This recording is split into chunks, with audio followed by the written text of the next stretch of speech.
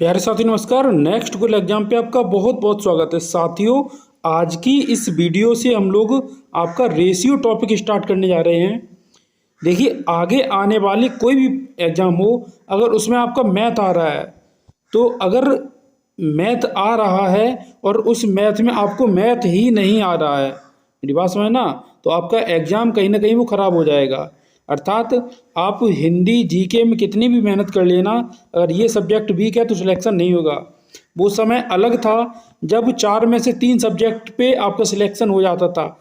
आज सिलेक्शन उसी का होता है जिसके 4 में चारों सब्जेक्ट पूरे पूरे ठीक होते हैं, क्योंकि आजकल हर एक किसी का सपना एक सरकारी नौकरी का ही हो गया है। और इसी पे मुझे चंद पंक्तियां याद आ रही हैं कि माँ तेरे पसीने को मोती सा चमकाऊंगा, तू सपने तो बड़ा देख, उन्हें पूरा करके तेरा शेर ये शेरनी दिखलाएगा। यदि आप भी अपनी माता पिता का आदर करते हो, सम्मान करते हो, चाहते हो कि समाज में उनका भी रुतबा हो, एक अलग पहचान हो, तो आपके लिए ये सरकारी नौकरी लेना बहुत आवश्यक है। मैं अपनी प्रत्येक मित्र के लिए पूरा प्रयास करूंगा कि आपके मैथ को मैं जीरो से जीनियस तक ले जाऊं। मेरी बात समझना, कोई आपसे शुल्क नहीं लिया जा रहा है, सीरीज प्रारंभ की जा रही है। इस सीरीज का जो पहला टॉपिक मैं प्रारंभ करने जा रहा हूं वो टॉपिक है रेशियो। आज बिना देर किए, बिना बकवास किए, बिना टाइम वेस्ट किए, आइए अपना टॉपिक स्टार्ट करते हैं। देखिए पहले टाइप का क्वेश्चन आपको दे रखा है कि 4 संख्याएं जो हैं वो 1, 2, 3, 4 के अनुपात में हैं। उन संख्याओं का योग 16 है। पहली और चौथी संख्या का योग कितना है? बहुत ही आसान प्रश्न है।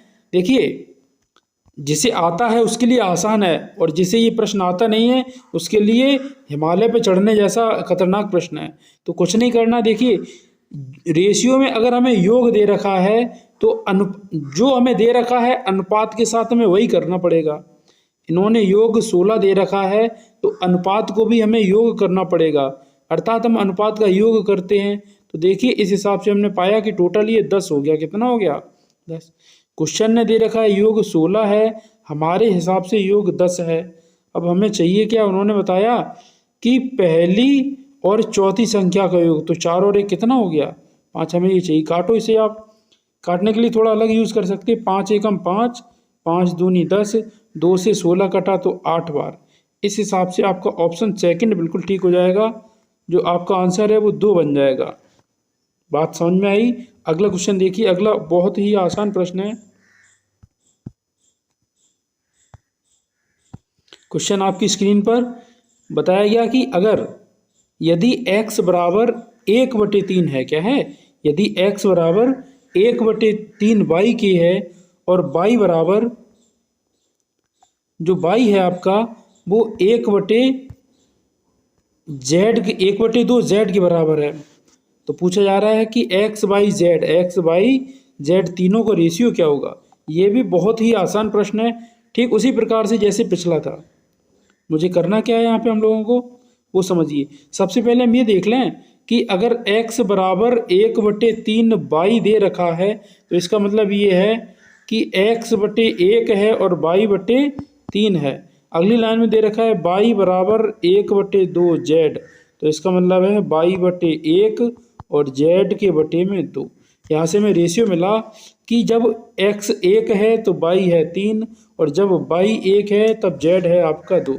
यहाँ से हम रेशियो फिल करेंगे कुछ इस प्रकार से। देखिए हमने लिखा जब x 1 है तो y 3 है, और जब y 1 है तब z 2 है। ये x का, ये y का और ये z का।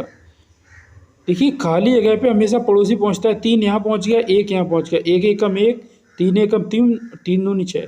इस हिसाब से 136 आपका रेशियो बना, जो कहीं ना कहीं आपका ऑप्शन थर्ड में मिल रहा है। तो इस हिसाब से यहाँ ऑप्शन जो थर्ड है ये आपका बिल्कुल ठीक हो जाएगा। 1:3:6।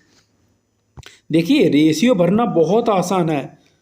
जैसे कि आपको अगले प्रश्न में दे रखा है कि आपको रेशियो भर के दिखाना है। ये देखिए टॉपिक बिल्कुल बेसिक से लिया है हमने आज आपके लिए। उन्होंने दे रखा है कि अगर A/B बराबर 2:3 है, B और C 4:5 है, तो A और C का रेशियो क्या होगा? आप लोग कुछ नहीं करना, A B C तीनों इस प्रकार से आप लिख लीजिए। अब फिर ये देखिए यहाँ पर A की वैल्यू कितनी है? 2 है, बी की वैल्यू कितनी है, 3 है। सी की यहाँ कोई बात की गई इस जगह, तो सी की जगह खाली स्थान। इस वाले रेशियो में बी की वैल्यू कितनी है, 4 है। सी की कितनी है, 5 है। ए की कोई बात नहीं की, तो यहाँ पे खाली स्थान। खाली स्थान पे हमेशा बगल वाला नंबर आकर बैठ जाता है, तो अर्थात यहाँ पर आ गया 3 और यहाँ पर आ गया 4। अब कुछ नहीं करना है आपको, खड़े खड़े गुणा कर देना है। 4 दूनी 8, 4 तिया 12 और 3 पंचे 15। तो 8, 12, 15 ये आपका रेशियो हो जाएगा। ये ए का, ये बी का और सी का। उन्होंने ए और सी का पूछा है, तो ए का हो गया आपका 8 और सी का हो गया आपका 15। तो इस हिसाब से 8 और 15 ऑप्शन थर्ड में मिल रहा है। देखिए सबसे महत्वपूर्ण यही है कि हम रेशियो कैसे फिल करते हैं। यदि आपको ये आता है तो आपको सब कुछ आता है। देखते हैं अगला क्वेश्चन। ये प्रश्न भी बहुत ही सिंपल है। देखिए प्रश्न संख्या 3 आपसे दे रखा है कि दो संख्याएं 3:8 में हैं और उनका अंतर 115 है, तो दोनों में छोटी संख्या क्या होगी। हम देख पा रहे हैं 3 और 8 में मात्र 5 का अंतर है और ये बता रहे 115 का अंतर है। तो 115 वैल्यू हो गई 5 की, छोटी संख्या तो 3 है ना, तो 3 से कर देंगे मल्टीप्लाई। 5 से 115 काटो, 5 दूनी 10 और 5 तिया 15, 23 बार गया। 23 का जब 3 में आप गुणा करेंगे तो 23 तिया होता है 69। तो इस हिसाब से ऑप्शन नंबर 3 बिल्कुल सही हो जाएगा। देखिए बेसिक हमने आज की वीडियो में केवल 3 क्वेश्चन लिए आपके लिए, और ये तीनों ही बहुत बेसिक कॉन्सेप्ट हैं। अगर आपको ये समझ में आ गया तो समझ लीजिएगा आगे आने वाले सभी टाइप आप बिल्कुल आसानी से सीख जाएंगे। वीडियो कैसी लगी आप कमेंट में ज़रूर बताएं, और अगर पसंद आई हो तो वीडियो को एक लाइक ज़रूर किया कीजिए, जिससे हमारे लिए मोटिवेशन का काम मिलता है कि हाँ हमने जो पढ़ाया वो आपको समझ में आया। जय हिंद साथियों, मिलते हैं नई वीडियो में। आपने नेक्स्ट गोल को अपना कीमती समय दिया, उसके लिए बहुत बहुत धन्यवाद।